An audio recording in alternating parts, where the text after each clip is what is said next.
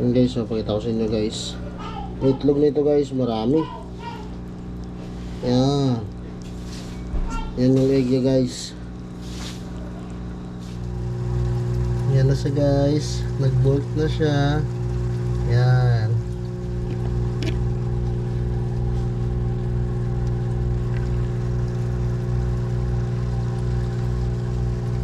Yan na guys.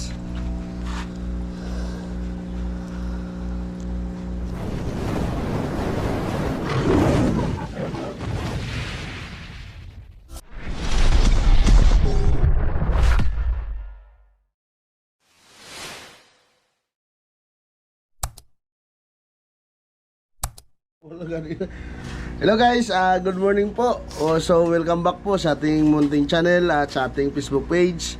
So yun guys, dito tayo ngayon sa aking mga pond guys. Kasi kagabi nanghuli kami ni Rams kagabi guys. Si Rams guys kagabi guys ay may nahuli kaming tatlo malalaki. Yung isa nag-molt. Ito na siya guys ayan. Nagbihis sa guys sa kanyang guys shell. Nagmult na siya guys. Hindi ko alam guys kung nasaan siya. Dito sa ilalim guys. Hindi ko alam mo kung nasaan siya guys. Check mo. Namatay ba siya o buhay? Kasi guys yung kagabi na nahuli namin, dinirect ko na dito lagay guys yung tatlo. Yung trio guys, nandun yung lalaki, yung isang babae ang hinahanap guys kung nasaan. Masurvive ba? Wala. Ito pala yung ginawa kong guys, pan. Ito, 3 piraso ginawa namin ni Papa. So inistakan ko na siya guys, 4 days na ngayon yung tubig niya dito, kaya pwede nang lagyan ng crayfish. Yung iso, nag-mute na siya guys Pinahuli namin kagabi. Yan. So hinahanap ko siya guys kung nasaan siya.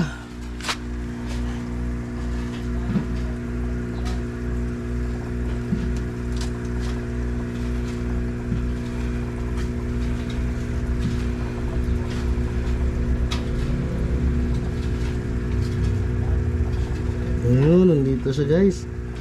Ayan siya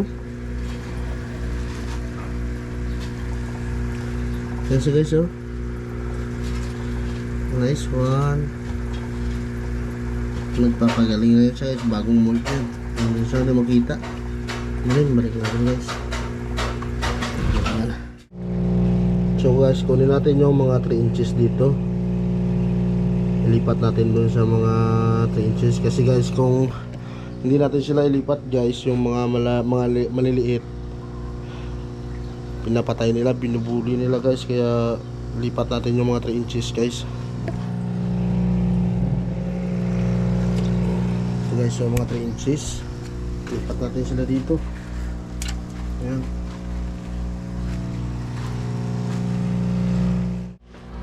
Ganyan ang setup ng pond natin guys. Ayan. Ayan. Itong CR namin guys, itong CR namin 5 years na itong hindi nagamit. Ito 5 years na. Pinailan ko dito, gawin kong lagyan ng mga krillings natin guys, kung may mga itlog na dito. Kunin ko lang yung bowl, linisan ko lang dyan ng mga karton pa kasi kunin ko yan, flooringan, tiles kasi yan guys. Tiles yan. May drinan man doon guys. So yun, gawin natin itong dito guys kasi malawak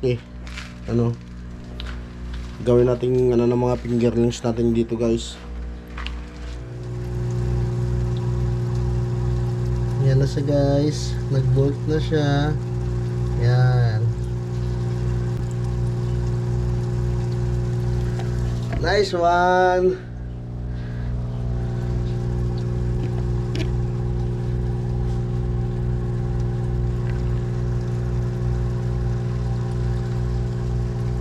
Yan na guys. Mag-molting naman siya guys. Yan guys oh. May itlog yan guys. So, pakita ko sa inyo. Yan guys oh, pakita ko sa inyo guys. May itlog nito guys, marami. Yan. Yan yung egg niya guys.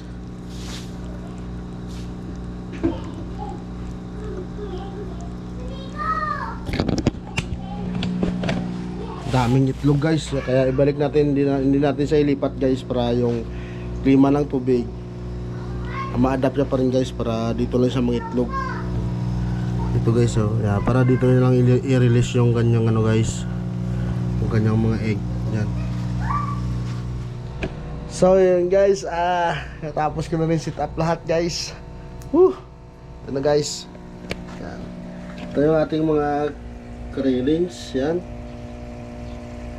mga fingerlings natin dito guys, tapos ito yung mga breeder natin dito, at saka mga 3 to 4 inches dito guys. Yan, meron pang newan doon guys oh. May itlog, hayaan ko lang muna doon para dyan sa magparami guys.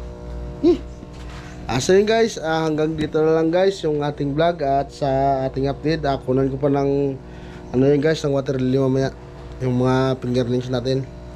So yun guys, hanggang dito na lang guys. Huwag nyo muna kalimutan mag-subscribe sa ating YouTube channel. Click yung bell button para updated kayo sa ating mga video. So yun guys, hanggang dito na lang guys. See you next vlog. Bye bye.